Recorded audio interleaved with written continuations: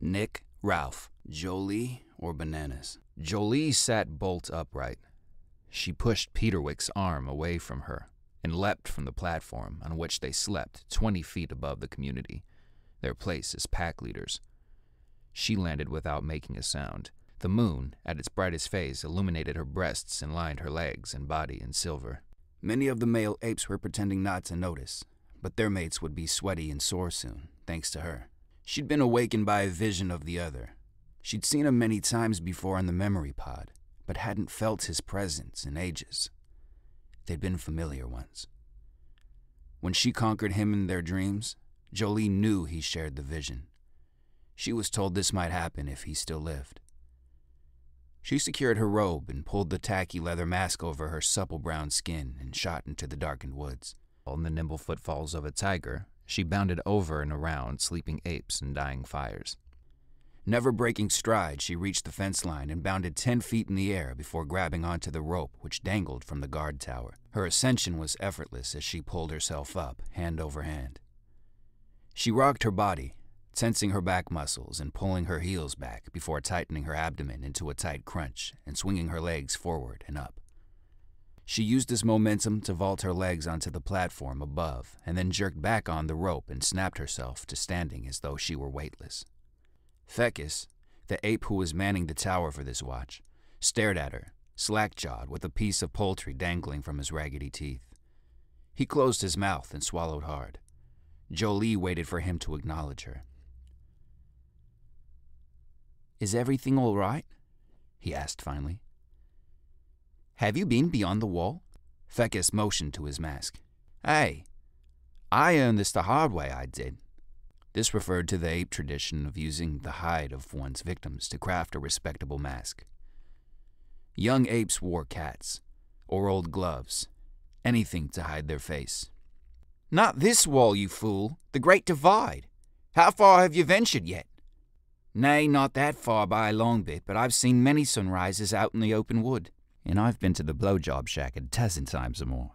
He winked one eye and did a little cheek click after he said that bit, and Jolie flicked her hand out fast as a toad tongue, wrapped his Adam's apple with rigid knuckles and sent Fecus into a coughing tizzy.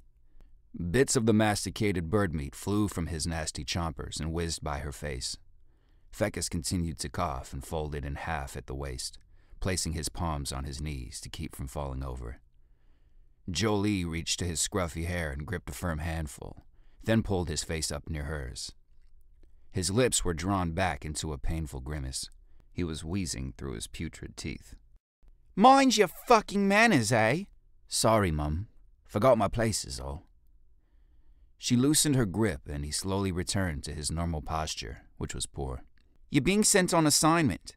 There's someone coming looking for me. He's far but unrelenting. He'll reach this camp by the next bright moon if we don't stop him. If you don't stop him." "Why me?" "You'll leave at once. Take only that which you must to survive. Tell no one you're going. Ask no questions." Fecus argued none. He began gathering his satchel and rifle. "No weapons," she said. "What exactly am I doing out there if I'm not bringing a weapon?" He was beginning to show his disobedient self once more. "This one will not be your new mask, you hear? Your place is to keep him from Peterwick. From me. The light tunnel. You've heard tales of it, no?" "Aye." "You've seen it? Peterwick told all the deep patrols never to go looking for it, and never go inside. Threatened to rip out the spines of anyone who did," he said. "So of course you all know where it is then," she said. "Just past the Great Divide and a little south." "Thought you said you'd never been to the Great Divide." Fecus covered his Adam's apple and spoke in a low voice. That was before I understood the question, Mum." "So you've been there even after Peterwick warned you? Well, how else would we know to avoid it, Mum?" She flashed a smile to him for this candid response. "Because you've shown me some spine, I'll let you keep it. So, the Tunnel of Lights is a week's travel toward the sea, and one day toward the setting sun. What of it? You don't want me to go there?" Aye, I do, actually. Fucking bananas, Jolie. Truly. Aye, and bring some back if they're in season, she said. What they were referring to was what the tunnel of light was, surrounded by a huge crop of bananas. Peterwick loved bananas. This was the primary reason Eli had named them the apes. This was in no way derogatory, as they had adopted the name themselves after hearing it, though Peterwick considered himself more of a monkey, truth be told.